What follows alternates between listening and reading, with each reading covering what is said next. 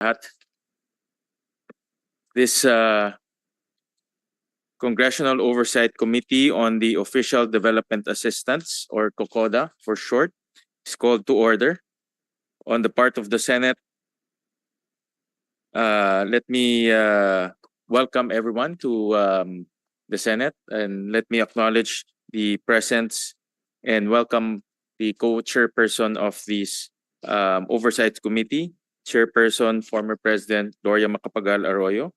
And again, let me thank everyone for joining us today in the Senate. Thank you, Mr. Chair. Good morning, members and resource persons. On the part of the House, the meeting of the Congressional Oversight Committee on the Official Development Assistance is called to order. I would like to acknowledge the presence of Congressman Bordado from the House and to thank everybody who's present here today. Thank you for joining us. Thank you, Mr. Chairman.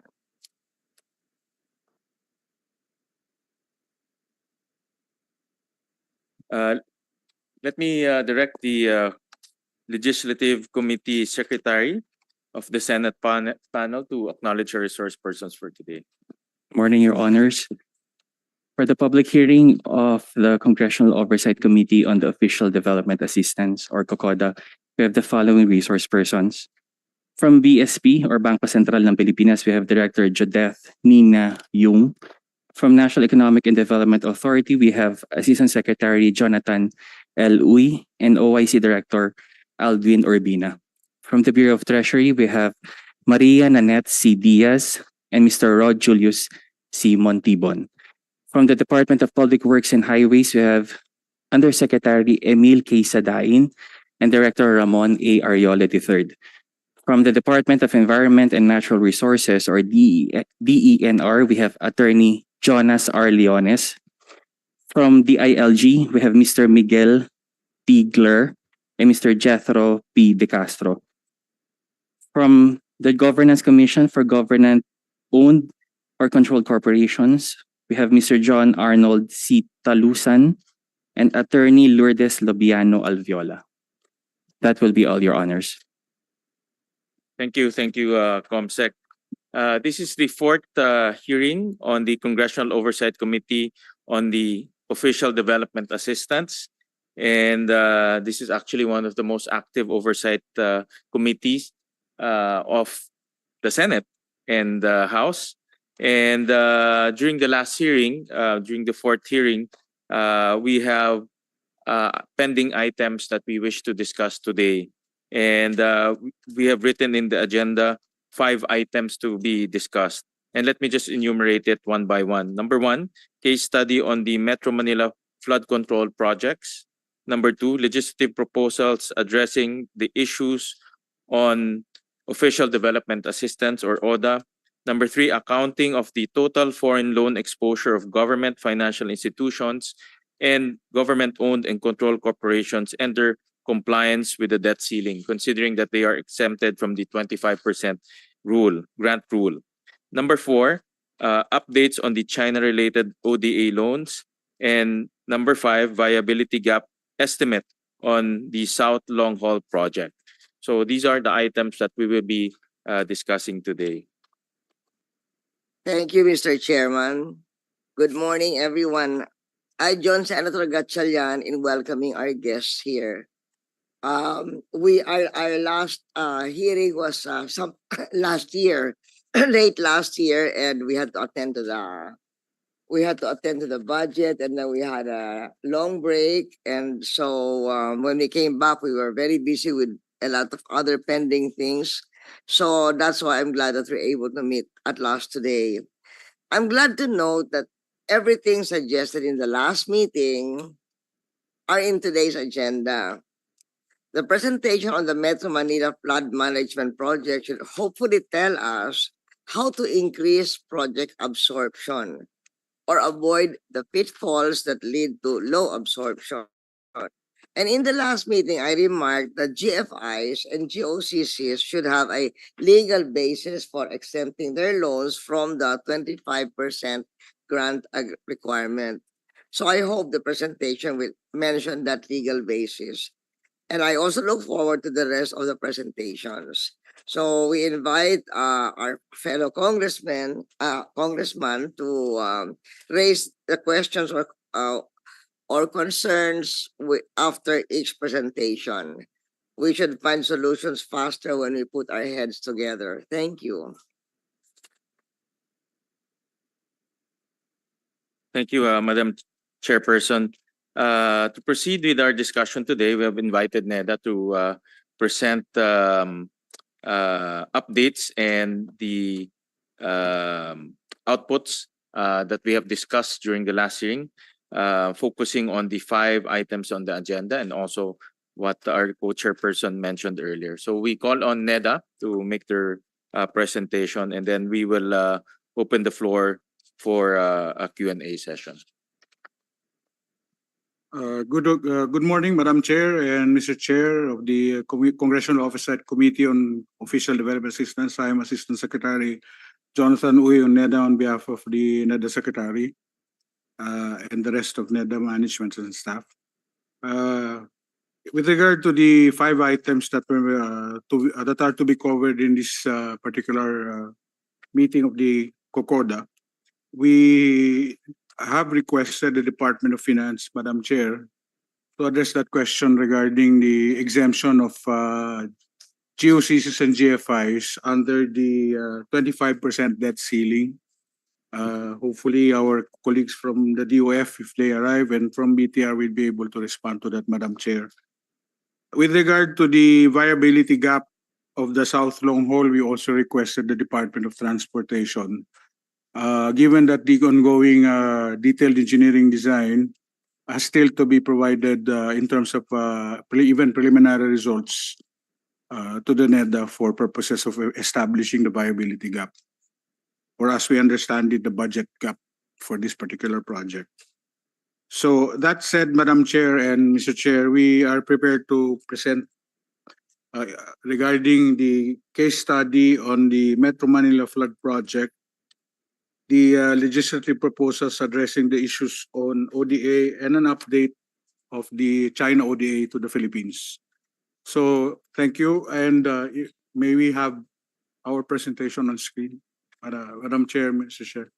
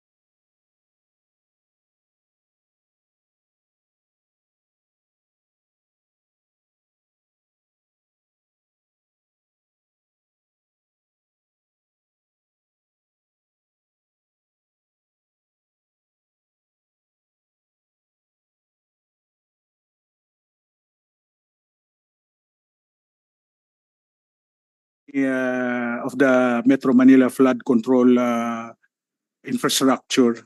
And the problem is on the ground, they were not ready to move with regard to informal settlers. May I now, Madam Chair, Mr. Chair, and members of the COCODA, move to Yusek Emil before I continue with the other two parts of my presentation. Probably Yusek Emil can further elaborate on the Metro Manila Flood Control Management Project. Thank you, Madam Chair. Mr. Chair, if I may. Go ahead, Yusek Sakdan.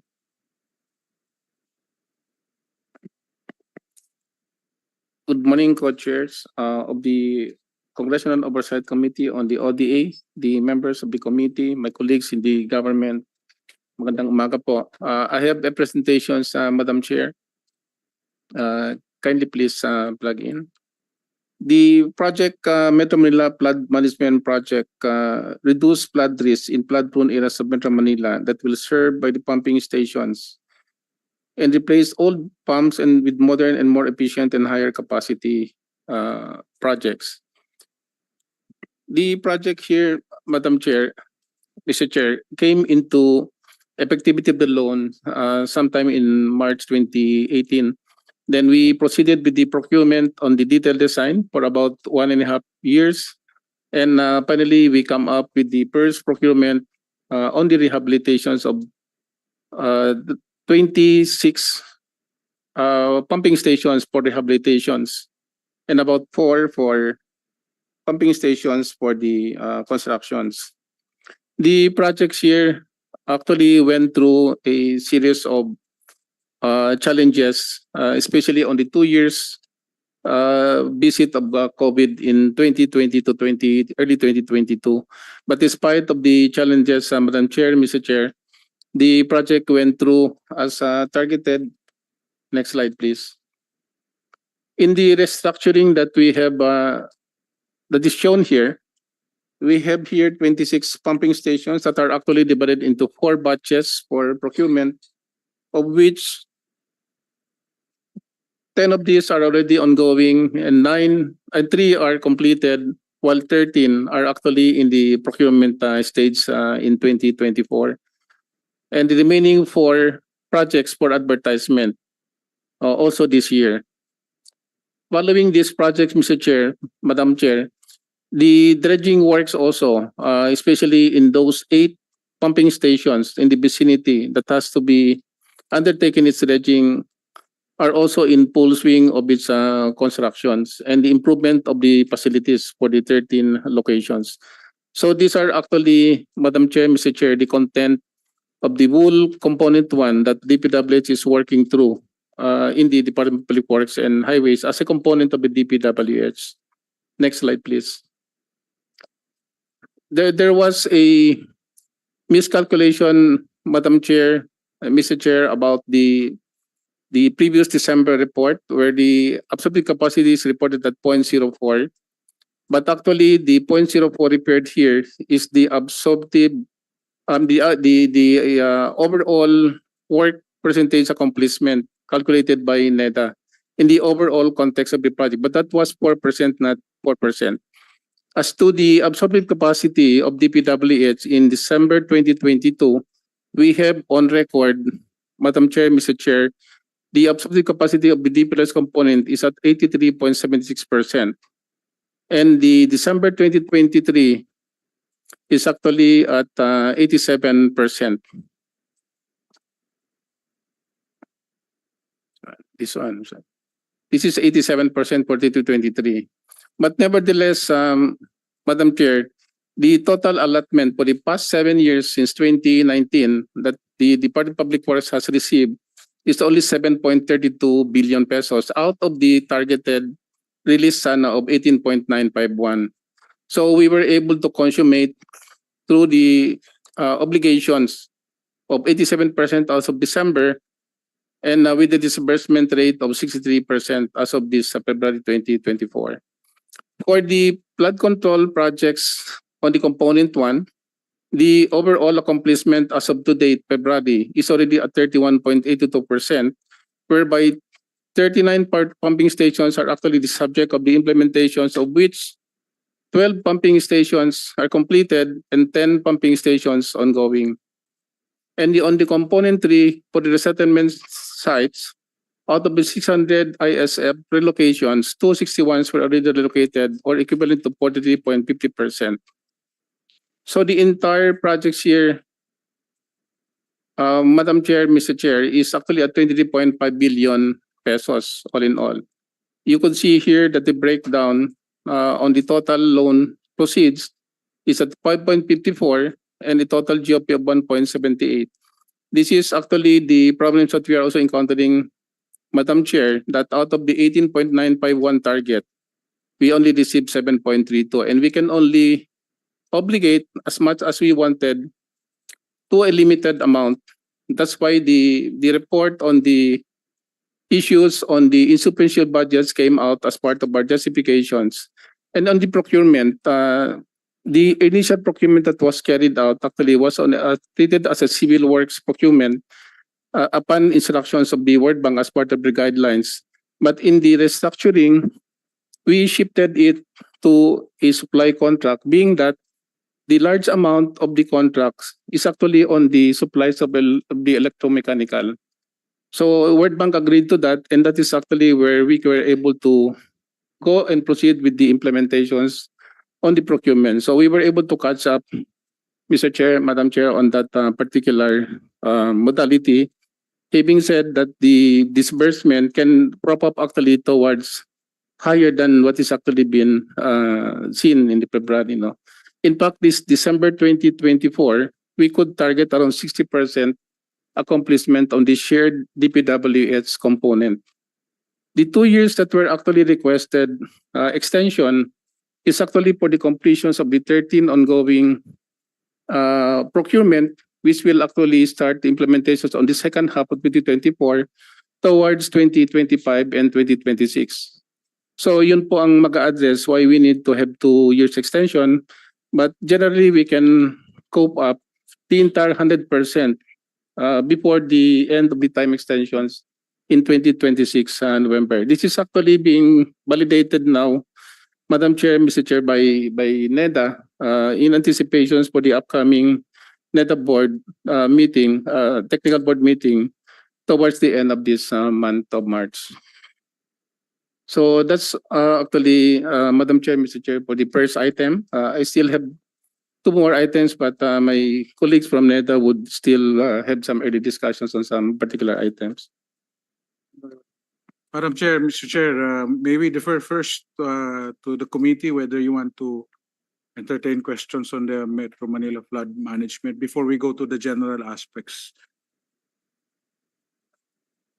I think, although I said earlier that after each presentation there will be questions, I think you mentioned that all the presentations will be made before we ask questions. I think that's better also. Okay. Thank you, Madam. Yeah, you can proceed with the presentations, and then after that, we'll have a Q&A session. Yeah. Thank you, Mr. Chair, Madam Chair. Moving back to our the NEDA presentation, the second part of our presentation is regard to what we would identify as important legislative measures to address issues on ODA. Go back to the slide number 7. Well, in terms of context, as of end 2022, we have about 70 ongoing ODA projects and about 40 encountered implementations issues which led to delays in project timelines and hindered the timely delivery of project outputs. We are now also finalizing the 2023 ODA report. For June. Yeah, we hope to submit this earlier than June, Mr. Chair, in order to provide an early update. But we are presently in the discussions with the development partners and implementing agencies. And usually, next slide, please. The usual problem now is really at the end of the day site condition and availability issues. And we would like to identify the proposed, the drafted Senate Bill 2386 on Real Property Valuation and Assessment Act in order to address, in particular, the different valuation processes, methodologies, no, between different local government jurisdictions, so that for purposes of planning and budgeting, we would be able to have a standard basis. So this bill, we understand that it will enforce internationally recognized and updated valuation standards to efficiently address right-of-way compensation disputes, to make sure that all land values are now at current market valuation. And in particular, we need a single point of responsibility, as I've already mentioned, with regard to the real property valuation, which we understand is under the Bureau of Local Government Finance under the Department of Finance. So that's the first legislation that we have identified, particularly to solve the different real property valuation and processes for procurement for our ODA and infrastructure projects. The next issue, next slide, is we would like to support the Senate Bill 24-5, or the Budget Modernization Act. Essentially, as already mentioned by Yusek Emil Sadayan of Public Works, one of the chronic issues now is the lack of insufficient appropriation rather, to be correct, to be more precise, with regard to their program expenditures, particularly for ongoing ODA and even locally funded projects. And given that there is also this appropriations versus cash processes, no, that the Department of Budget and Management together with the Commission on Audit and the Treasury implement.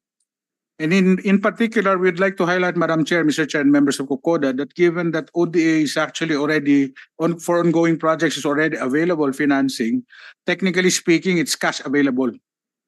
The only issue, if you look at it from that perspective, is if the procurement, which means the appropriation, the availability of budget, is actually there.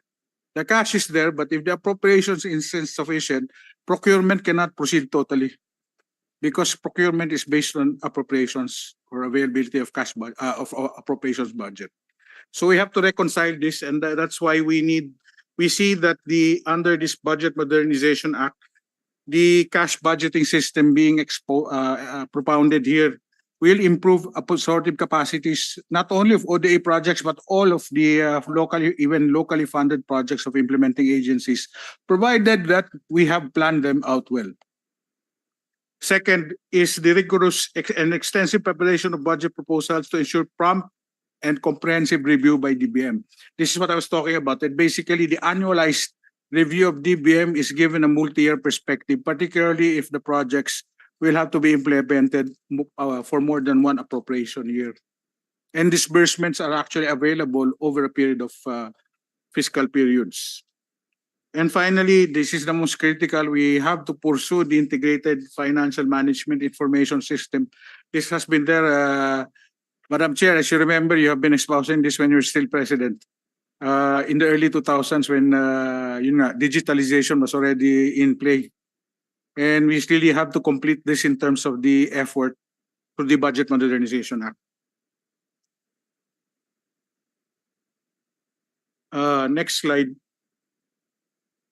Again, this is already been highly elaborated. We have to streamline our Government Procurement Reform Act.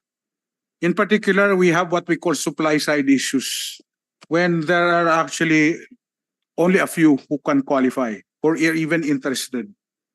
No, so we need to come up with actually better approaches. And one of the things that we would like to highlight is the best value procurement mechanism in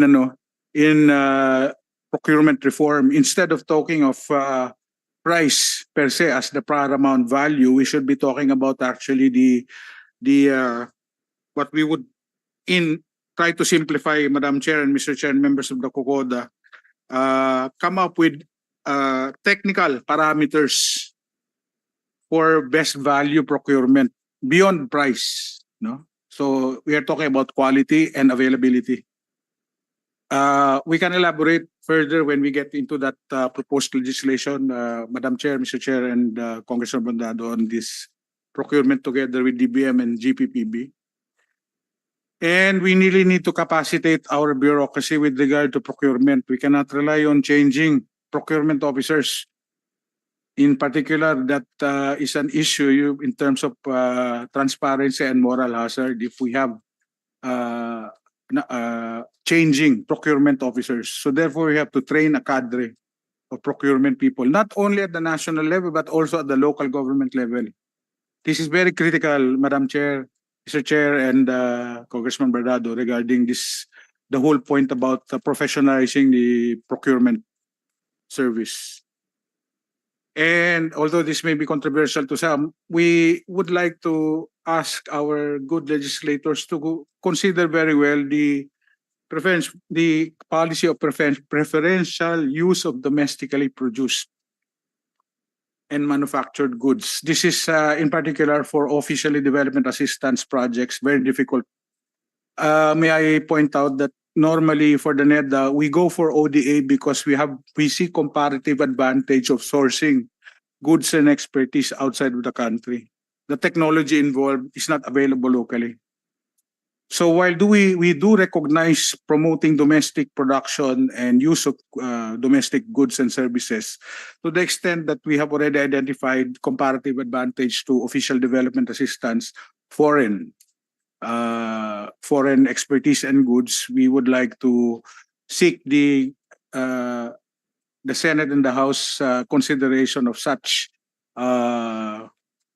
consideration. I'm not saying exception, Madam Chair and Mr. Chair, no, but more consideration on use of external goods and services. So I think that ends. I'm sorry. Where are we?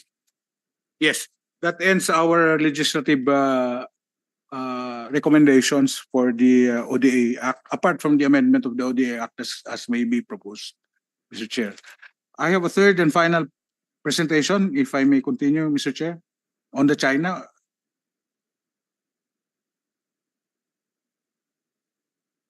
Thank you, Madam Chair, Mr. Chair, Congressman Bernardo. The last part of the NEDA presentation is updates on China-related ODA. To contextualize, we have, in the last administration, been aggressive in trying to secure Chinese development assistance, particularly with regard to China Exim Bank, People's Bank of China, and also now the also the Asian Infrastructure and Investment Bank, and also the China International Development Cooperation, their equivalent to JICA of Japan. However, we are now reporting that we are on a slight holding back, Mr. Chair, Madam Chair, and Congressman Bernardo. And moving forward on the presentation, next slide, please.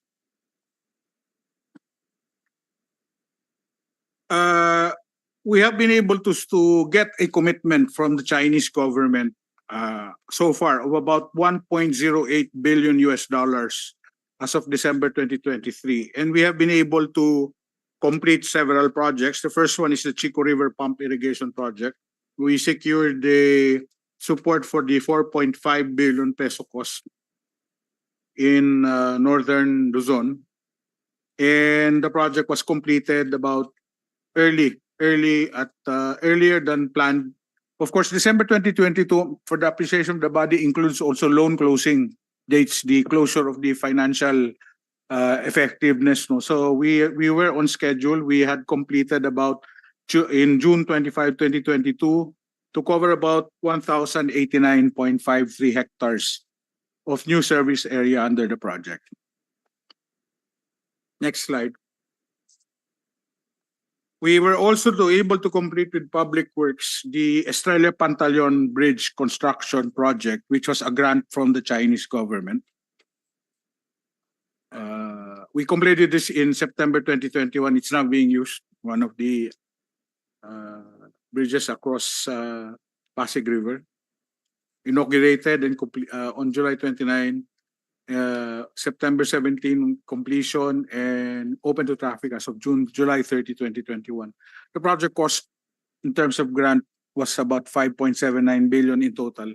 It's some counterpart, particularly on right-of-way access roads. Next slide. The Binondo Intramuros Bridge was also provided for a grant to our Public Works Department. This was completed in April 13, 2022, and actually the bridge was already open before the full completion date, no? At a cost of about 5.79 billion pesos grant, with a grant from the Chinese government. Next slide.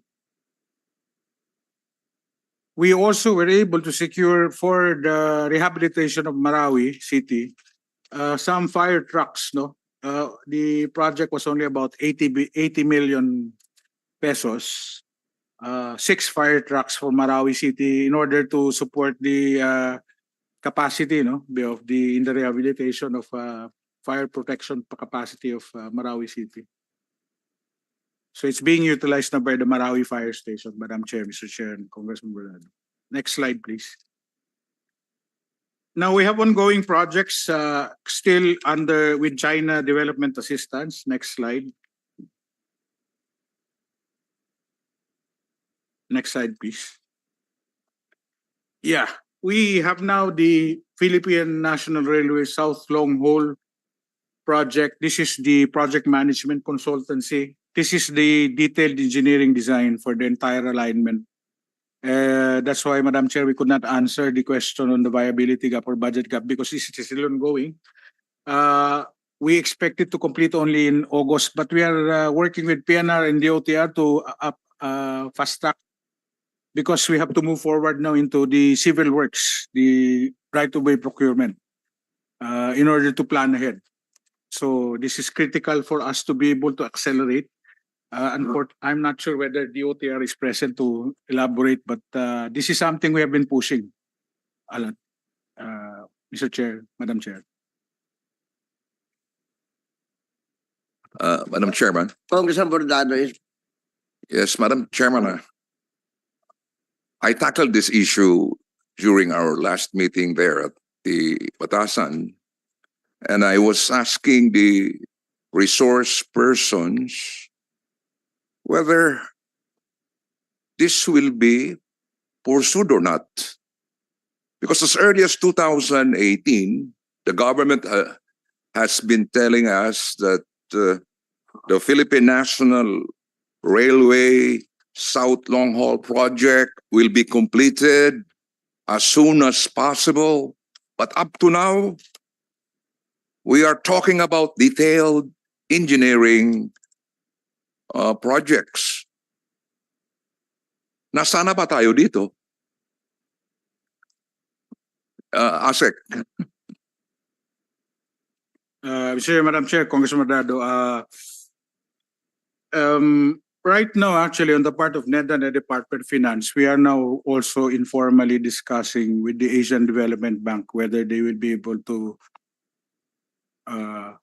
glide into the project in order to ensure continuing effort here. No? But Congressman Bernardo, with due respect, actually, we have requested DOTR and PNR to provide us an update on whether the detailed engineering can be accelerated.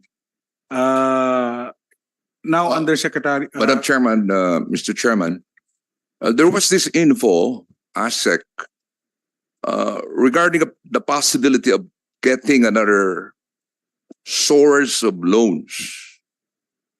Is this being done at this stage?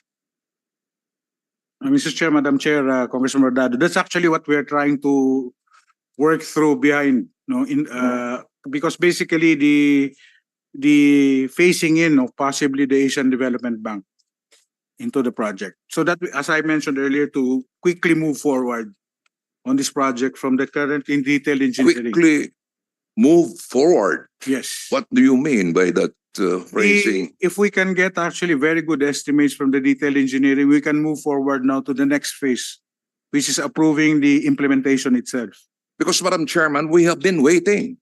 The people of the Bicol region have been waiting for this. So I do hope that moving forward will be taken literally and not figuratively. Yes, Congressman, Mr. Chair. Actually, on the part of NEDA, I sit on the PNR board. We have been following up with the PNR board Chairman Ted Macapagal in order to expedite this project. The present alignment that we have kasi will have to be changed. And our reason why the detail engineering is a bit complex, we are going to have a faster train service from the current 40 to 60 kilometer per hour run of the current line. We are targeting about 80 to 120 kilometers per hour. That would mean essentially having straighter train alignments. Kaya po the detail engineering is very critical. Yes, Madam Chairman, I was informed that there would be a shift from the narrow gauge to the standard gauge rail system.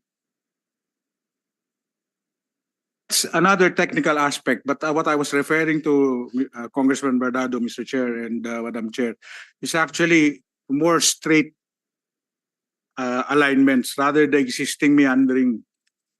That's the more technical question. And also, since we are going through mountainous areas, there is actually a maximum gradient. If I'm not mistaken, 20 degrees yata.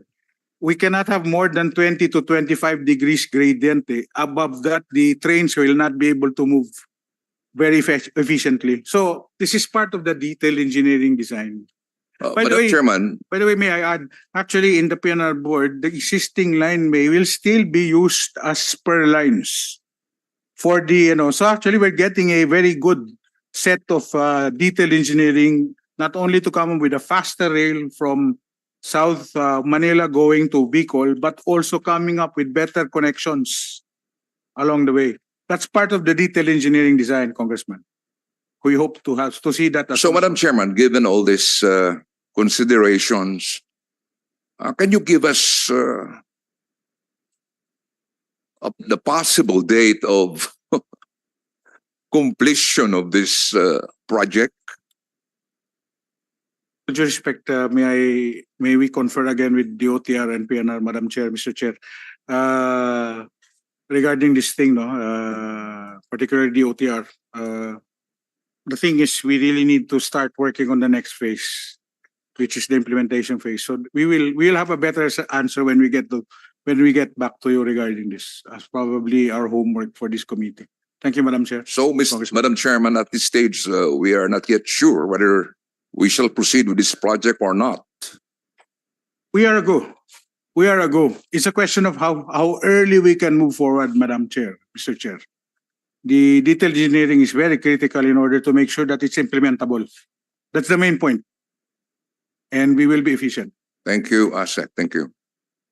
Just a follow-up question. I saw in the list of the succeeding projects to be funded by China ODA is another Philippine National Railways South Long Haul project, design and build. No, so in other words, after this project management consultancy, there's another package for design and build. So the question of Congressman Bordado on when will the actual physical construction, that will still take time, because after this you have another design and build. I'm sure that will take time again. No, so can you give us a preview on the steps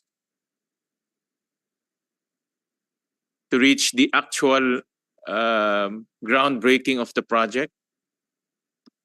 Thank you, Senator Gatchalian. Actually, it's a good question. That's a good follow-up to the question of Congressman Bordado.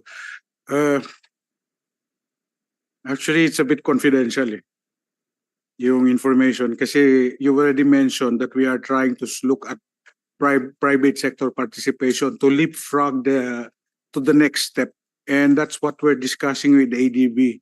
We are hoping that ADB will provide us technical support to leapfrog the project from detailed engineering directly to bidding out both design and building.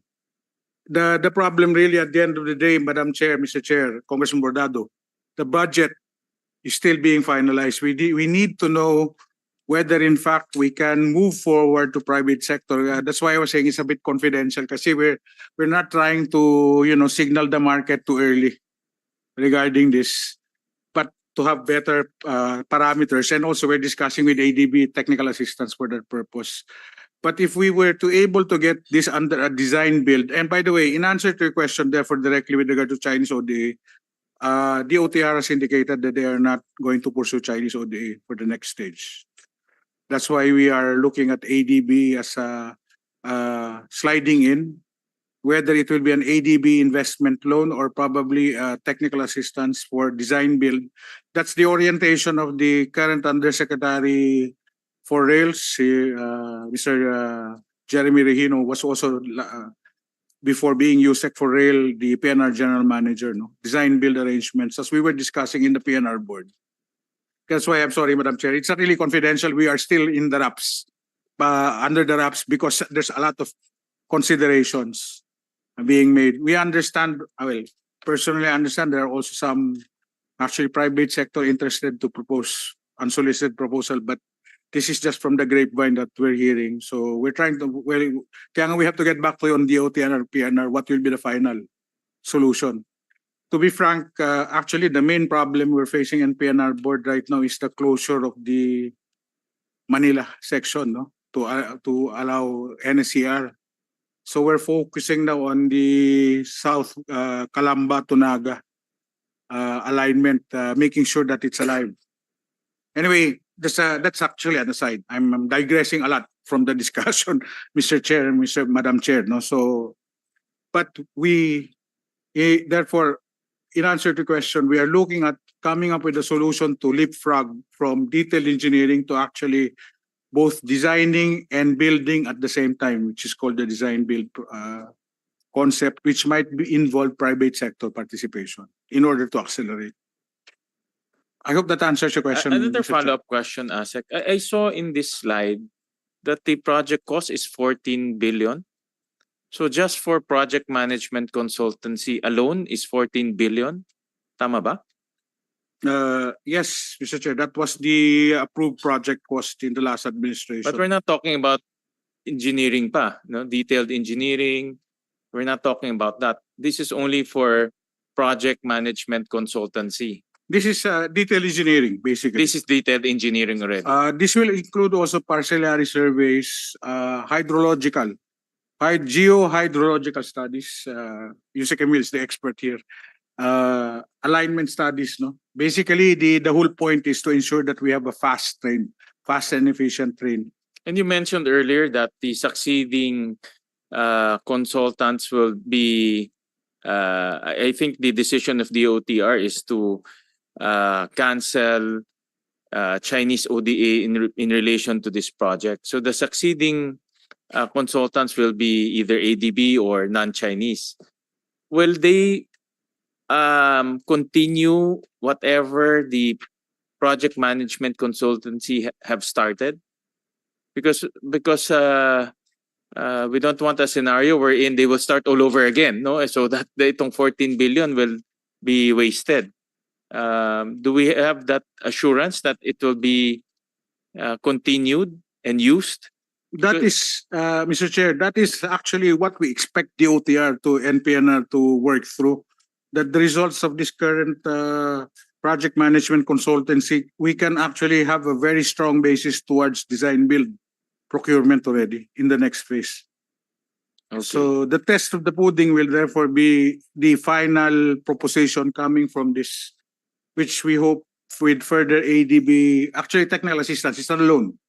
Their experts, particularly in private sector participation, will further focus viability for implementation for possible private sector Because participation. I remember the North Rail case.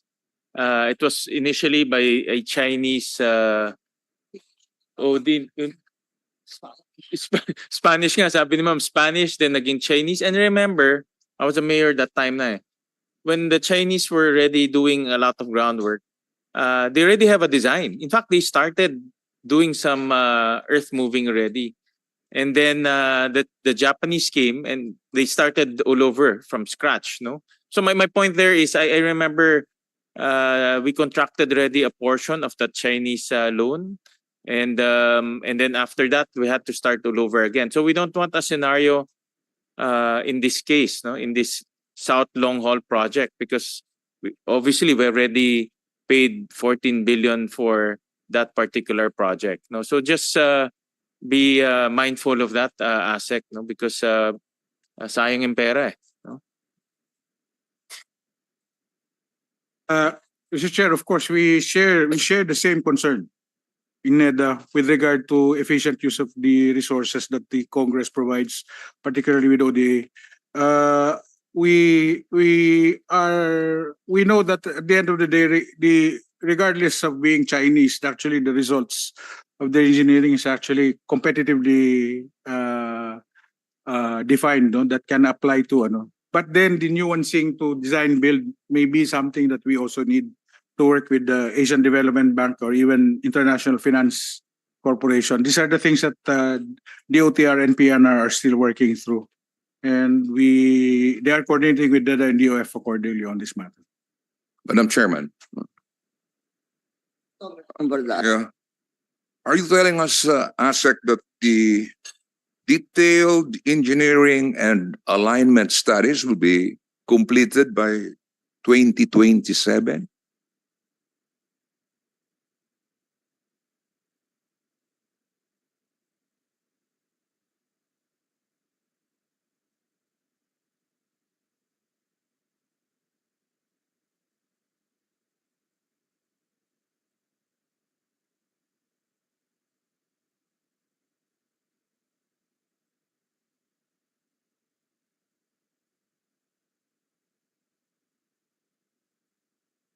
Actually, just to contextualize, no, the project is already, as reported to us by DOTR, about 49.2% completed. Now, if you look at it in terms of where we are from where we began, the project actually started implementation with the financing in August 2020. August 2020. So with 50%, and hopefully with further pokpok siguro from our good congressman during the budget review process, we may not have to reach 2027. As I recall, if I'm not mistaken, the 2027 is actually more of the loan effectivity. That includes kasi a 1 year or 1.5 year closing of books in terms of the loan financing. So as I mentioned, Madam Chair, Mr. Chair, Congressman Bernardo, we'll get back to you regarding what is the revised timeline now of the OTR here for purposes of this on this project. Should ask the committee secretaries to include this railroad project in the agenda for the next meeting and invite the DOTR to come and tell us how they're speeding it up. I was looking at the calendar. We're going to be on vacation starting next week, and we will resume on May 20. What's this? I think April 29, which is a Monday. So this early, Mr. Chair, if we can tentatively at least set our next hearing for April 30, then we can give a heads up to the DOTR that they should have their answers to these questions by April 30.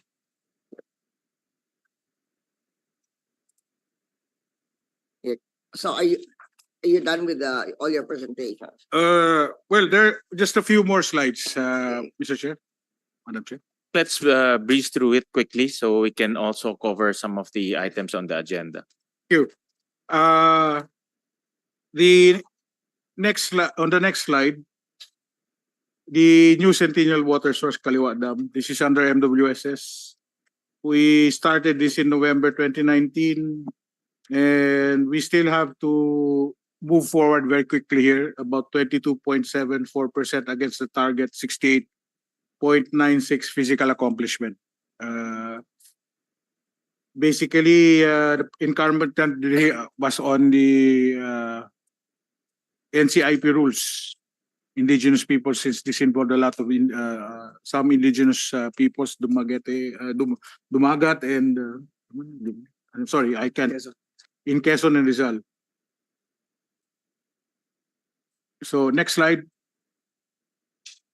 The Samal Island Davao City Connector Project. This was started in July 2022 and may be expected to be fully closed and even completed earlier by July 2028. However, the accomplishment is still only 8.54% against the target 20.85. The issue has been, again, right away. There were some affected stakeholders in terms of affected lots in Samal Island and Davao City, and there was judicial action sought by the local affected stakeholders. Next slide. Next slide. The priority bridges crossing, this is under public works. So we have 3 bridges. The total project was 16, but UC Emil can probably update that. Just to move forward quickly on these 3 projects. The first one, next slide, please. The North Harbor and South Harbor Bridge. Next slide, the East Bank, West Bank Bridge, which is in Cainta. Next slide, the Palanca Villegas Bridge, which is in Manila again. These are under a loan secured from the China Exim Bank by the government for public works implementation. Another ongoing project, next slide please, is the Davao City Bypass Road and Bukana Bridge. This is again under public works.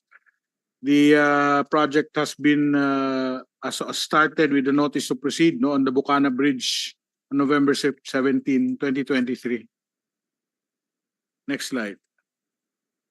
So, last part of this update on China. Actually, to put it in summary, right now we only have 1 active proposal. Can we go next slide, please? This is the Philippine Solar Powered Irrigation Development Project of Department of Agriculture. We are currently now reviewing it with the Department of Agriculture for purposes of approval by the Investment Coordinating Committee of the NEDA Board. This Davao City Expressway Project, the PNR South Long Hole, the Tubinga Bridge, the Panglao-Tagbilaran Bridge, we are now moving away from China and hoping to secure other funding sources. Next slide. Again, the discussion about design build on the PNR. The only active, by the way, on the pipeline for public works is the public works Ambal, Simuay, and Rio Grande, the Mindanao River Flood Control Project. We have withdrawn our application for Mindanao Railway Project Phase 1 and the Subic-Clark Railway Project. That ends our presentation, Mr. Chair, Madam Chair. I've covered case study of Metro Manila legislative proposals, updates on China, and the South Long Haul. So the only thing we have left is the GOCCs who say that they're exempted from the law on debt ceiling. So last time we asked for the legal basis for exempting.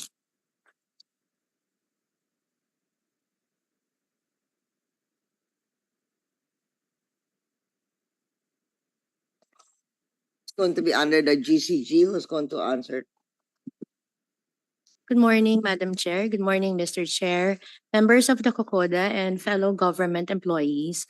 This would be the first attendance of the Governance Commission for GOCCs for this, Madam Chair.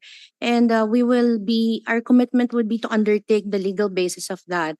Under the charter of, under RA 1149, the GCG has the mandate to monitor only, Your Honors, the full disclosure by the GFIs and the GOCCs of these foreign borrowings, as well as the borrowings guaranteed by the government, Your Honors. This is part of the good governance conditions, as well as the disclosure and transparency requirement that we require from GOCCs.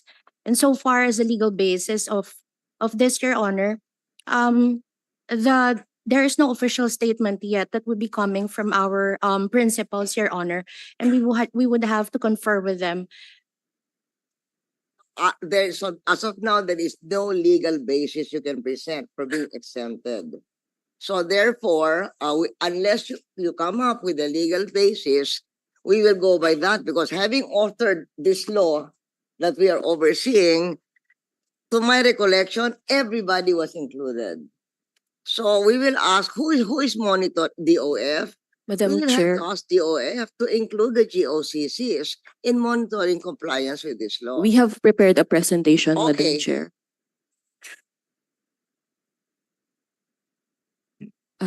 Can we request the slides to be flashed on the screen?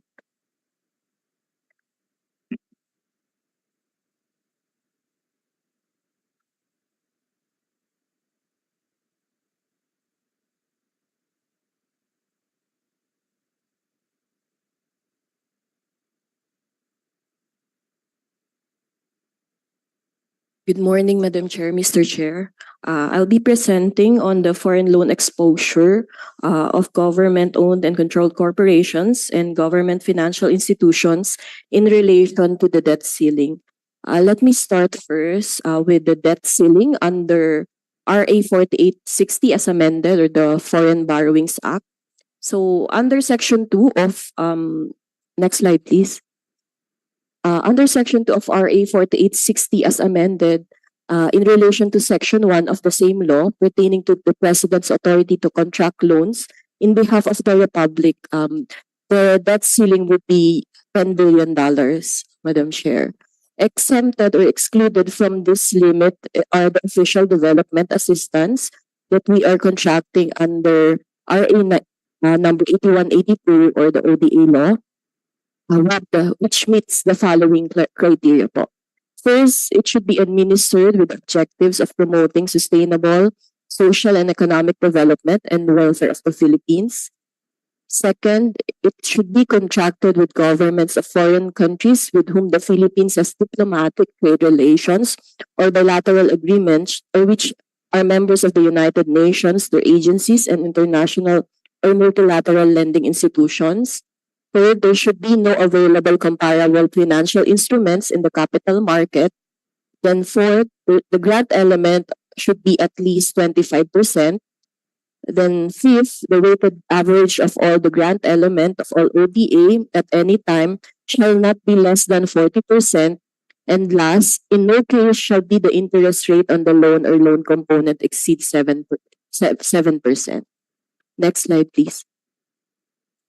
In terms of the GOCCs and GFIs, Madam Chair, the authority to borrow from international sources or secure guarantees from the national government for such loans are primarily based on the original charters.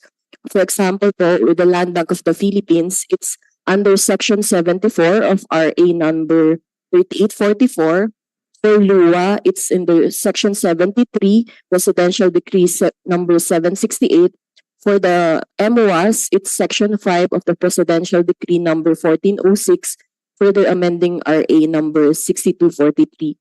So, as such, Madam Chair, Mr. Chair, the borrowings of GOCCs, GFIs are contracted pursuant to their separate charters, separate from the authority of the President to contract loans in behalf of the Republic under RA 4860 as amended, or RA number 8182 as amended, as the case may be. Next slide, please.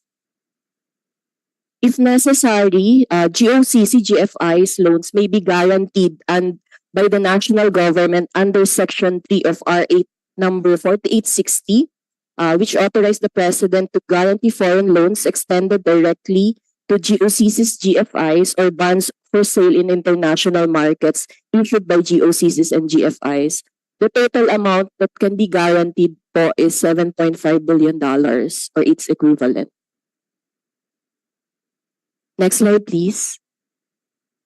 So direct borrowings of GOCCs and GFIs drawing their authority to borrow from their respective charters and not the NG are subject to the limits provided to their under their charters and not the debt ceiling provisions under RA 4860 as amended. In addition, as it its title implies, RA 9 number 8182 only amends Section 2 of RA number 4860, which refers to Section 1 of RA 4860 pertaining to the President's authority to contract loans, as opposed to Section 3 pertaining to the President's authority to guarantee GOCC and GFI loans. It is submitted that the ODA Act does not cover direct and even NG guaranteed borrowings po of GOCCs and GFIs. In this regard, it appears that there would be no law requiring GOCC GFI borrowings to meet the GE, the grant element requirement under RA number 8182. Consequently, the DOF does not calculate po the grant element of these loans. Next slide, please. The Department of Justice, in issuing opinions on the validity and due execution of GOCC GFI loans typically needed for loan effectiveness, does not also require a certification from the Department of Finance that such loans comply with the provisions of RA number 8182. This is in contrast to direct loans, which requires the DOF to issue these certifications for loans directly contracted by the national government under the authority provided under the ODA Act. Next slide, please. Nonetheless po, we tried to compute po for the grant element of some NG guaranteed loans under the 2022 Portfolio Review Report of the National Economic Development Authority. And based on our computation po, for example, for Water District Development Sector Project of the LUA, contracted with the Asian Development Bank, it yields a grant element of 39.23%. Also, with Angat Water Transmission Improvement Project of the Metro Manila of the Metropolitan Waterworks and Sewage System, contracted also with ADB, the grant element yields 47.82%. Both are above the 25% grant element requirement under the ODA. Next slide, please. Then lastly, Madam Chair, this just shows yung matrix of comparison po on the ceiling and also yung current outstanding and yung available headroom po. For example, for NG Direct or non-ODA loans, the legal basis would be yung Section 1 and Section 2 of RA 4860. Under this po, as I mentioned earlier, yung ceiling is 10 billion. Currently, our outstanding loan under this is $122.91 million. So we have an available headroom of around $9.88 billion po. For the NG guaranteed loans, it's under Section 3 po of RA 4860 as amended, and as I mentioned earlier po, 7.5 billion po yung guarantee ceiling natin under that. Currently po, our outstanding is around $3.26 billion. So we have a available headroom po of $4.23 billion. For ODA po, there is no ceiling on that one, and currently our outstanding balance stands at $37.94 billion po. That ends my presentation, Madam Chair.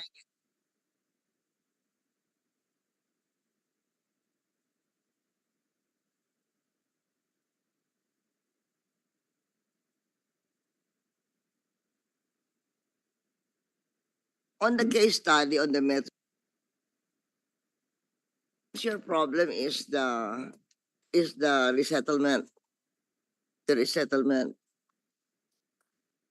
Actually, ma'am, on the resettlement, but we're just spacing on the relocations. So we have a total of about 600 ISF for relocations.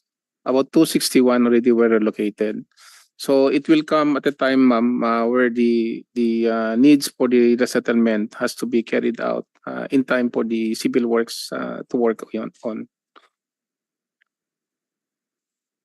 You have to relocate them now already. Yes, madam. Yes, So I remember when on the North Rail, I remember Speaker Joe de Venecia, he told me, Lipeng, the head of the assembly of China is in town and they want to offer us the North Rail Road, North Rail Law. You should take it because even if something goes wrong with the railroad itself, it entails relocation, and you will have had the biggest urban renewal project in history.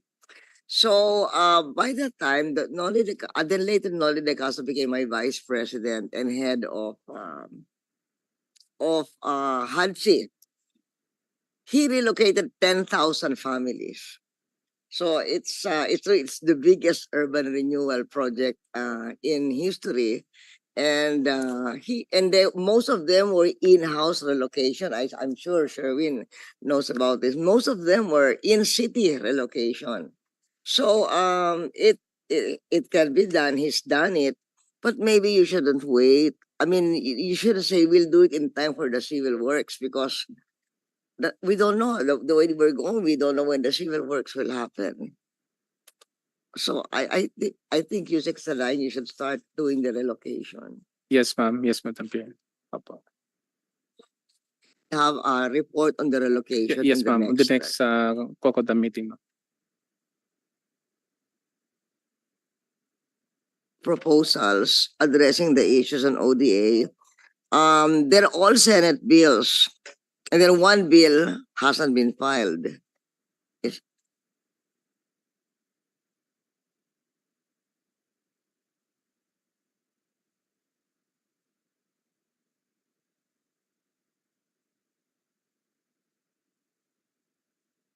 Yes, Madam Chair, you're referring to the revised government procurement reform, still to be finalized.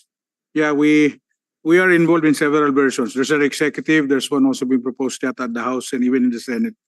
So we still are, that's what I I think understand. you have to perfect the bill, because it will be amended anyway during the hearings and during the floor deliberations.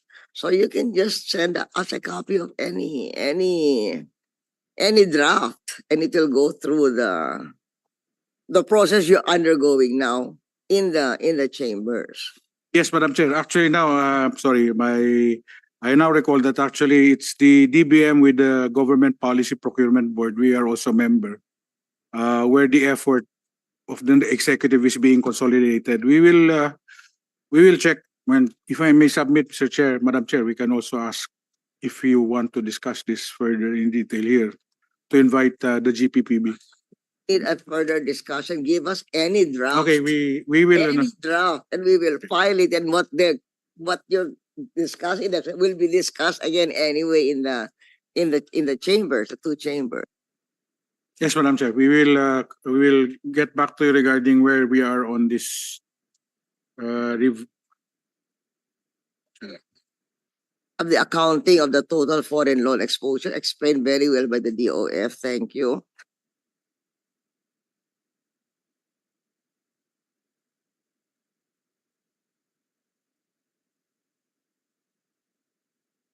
In the committee certainly is very much interested in this long haul. So he already has asked his questions, and Senator Gallar has already Gatchalian has also asked his questions. So are there any other questions, Sherwin and the Congressman? Ma'am, on the legislative proposals, there are three legislative proposals from NEDA. Senate Bill number 23860, the Real Property Valuation Assessment Reform Act, was approved on third reading yesterday. So we're just waiting for the BICAM. Hopefully, we can ratify it next week. And then, and then the revised Government Procurement Act was sponsored yesterday by Senator Angara. So it's on its way. What's missing is the Budget Modernization Act. No, so that's I am not sure whether that has been filed here or transmitted here ready. No, so but it's something that NEDA can put in the LEDAC. I think this is not in the LEDAC, if my memory serves me correctly. That's why the responsible committee is not moving it or not scheduling it. I think this should be put in the LEDAC so that it can be pushed by the leadership. In time, can you give us a copy of the budget modernization? That's the one that has not been filed to our knowledge. I have a few questions on, with the permission of the chairperson, a few questions on the case study, and I thank the good co-chairperson for making the Metro Manila project, flood management project, a case study, because this is definitely very important, considering that Metro Manila always experiences flooding during rainy season or during intense rainfall. And I was quite discouraged to see that the implementation is only it's only 6.52% versus the target of 91%, so a slippage of 84%. We all live in Metro Manila, and this is quite disheartening to see that the slippage is 84%. But I can see Yusek Sadain mentioned some catch-up programs, no, in order to hopefully catch up and bring it to a double-digit completion rate. But there are some components here, no. There are three components in that project, no. Now, component one, modernization of drainage areas. Component two, minimizing solid waste in waterways. Component three, participatory housing and resettlement. And the good chairperson mentioned the housing component. What I want to ask is the solid waste, no? Because they identified 1,300 barangays to help in the minimization of solid waste management. But I think only 270 responded, no? How do we get the barangays to cooperate? This is very challenging. Solid waste is always very challenging. And do we have an alternative method in case that they will not cooperate, or it will be too complicated to cooperate? In the Solid Waste Management Act, it calls for waste segregation, but I don't think any one of us here in this room segregates our waste, no? So si Ma'am Ma'am GMA segregates. But my point here is, do we have an alternative? Because if we wait for 1,300 barangays to minimize waste or come up with their program to minimize waste, it will be close to impossible. Number two is I saw in the report that the rehabilitation of pumping stations, only 7 were completed.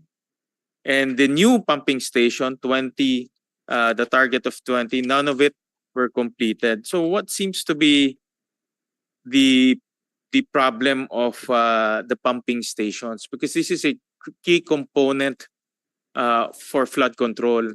In fact, I saw in the news a few days ago that Navotas unveiled, I think, 20 plus new pumping stations, locally produced, locally constructed, locally implemented, to bring their pumping stations to 78 pumping stations just in Navotas alone.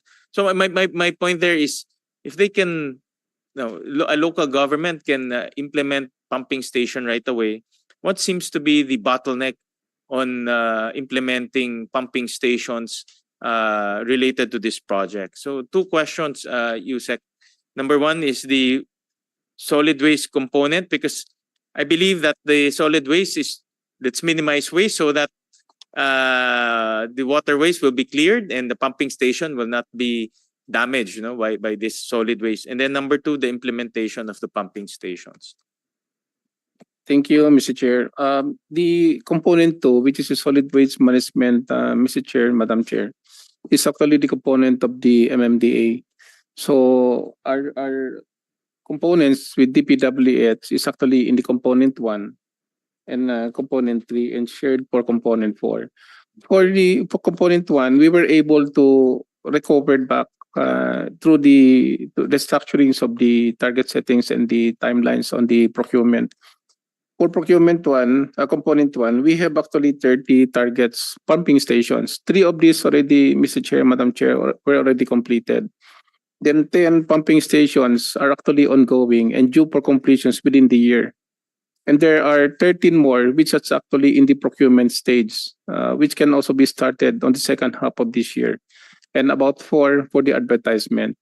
So we can still catch up, Mr. Chair, the 30 pumping stations that are actually targeted for completions within the next 2 years as requested in the time extension. Our worry po dito is the solid waste. We joined the observations of the Honorable Mr. Chair. In fact, we're calling the attentions of MMDA on this matter to come up with their own action plans on the recollections of this solid waste management. So we'll be following this up, Mr. Chair, with the MMDA with regards to this component, which is solely under the undertaking of MMDA. In short, the extension, the request to extend for the next 2 years will enable you to completely rehabilitate 36 pumping stations and put up 20 new pumping stations. All in all po, about 39. In fact, the initial 9 was already completed using local funds Okay. from last year. So So we have a 39 39 to targets po. complete the Lahat 39. po. Opo. So, with the permission of the good chairperson, we'll request the COMSEC to invite representatives from the housing department for the Housing. informal settler component, and also MMDA Yes, Mr. for Chair. the solid waste component of the project, so that we'll have a good picture on the implementation of this project. Yes, Mr. Chair. And with the extension of the 2 years, can you complete the 84% slippage? Is that Yeah. possible? For the component 1 and 2, 3, Mr. Chair, the 31% as of February on the physical targets for the 39 flood control pumping stations can be fully attained in the next 2 years. In fact, this coming December, once the 10 ongoing flood control, pumping stations will be completed, and the 13 pumping stations are bidded out to start also second half of this year. We'll be attaining around 60 to 70% accomplishment by December 2024. So maluwag po ang the remaining next 2 years to complete the other remaining 4. The ASEC, Jonathan, what will be the cost of that extension? Actually, to continue, Mr. Chair, if I may just continue Yusek Emil Sadain's point. From MDA on component 2 regarding minimizing solid waste in waterways, they have been able to work through about 85 barangays with improved solid waste management programs. However, they are reducing it now to only 200 from the original 1,300. So the 2-year extension will only cover about 200 barangays. That's the new target for MMDA. Regarding the receiving results-based financing schemes, we are expecting MMDA may not be pursuing this component anymore. These are actually maybe coming from the MMDA budget, which we don't know whether they have on hand or even programmed. That said, actually, since this is now under review, we hope to have a better picture from the MMDA, but we subscribe to the wisdom of the committee to invite the MMDA so that we also together with them in this committee pin down the next steps in order to meet the 2 years. So in other words, you might forego component 2, which is solid waste management. Refocus to only what they expect they Okay. can do, which is about 200 barangays. All right. Okay.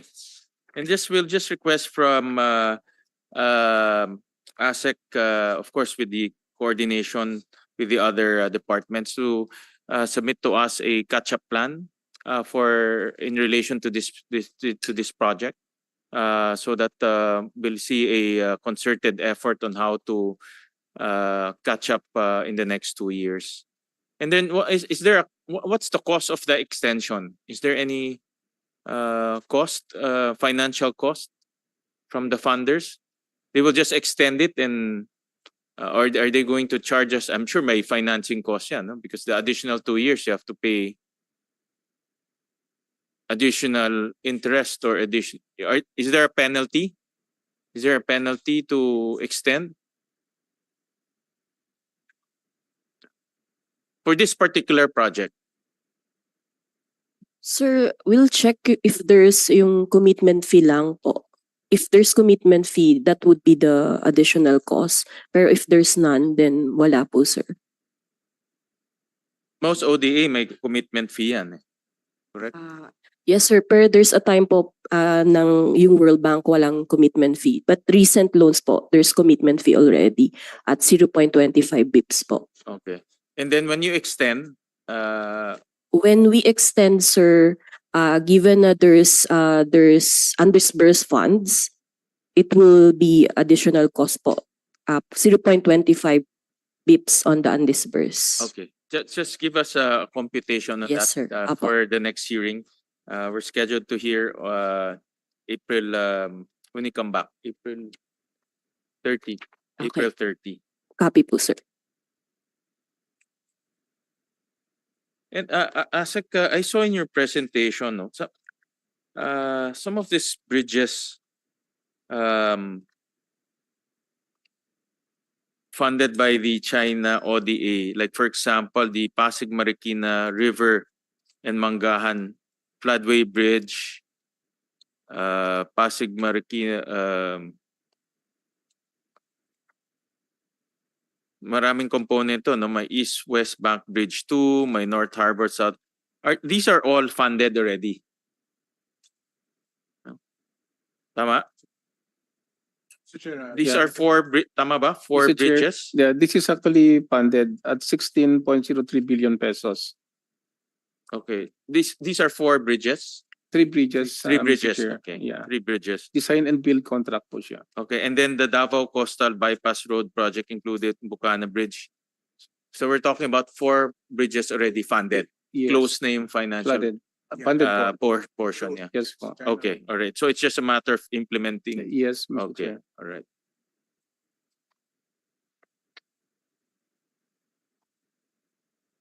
Madam Chair, I've no more question. I exhausted my questions. Entertain a motion from our minority representative.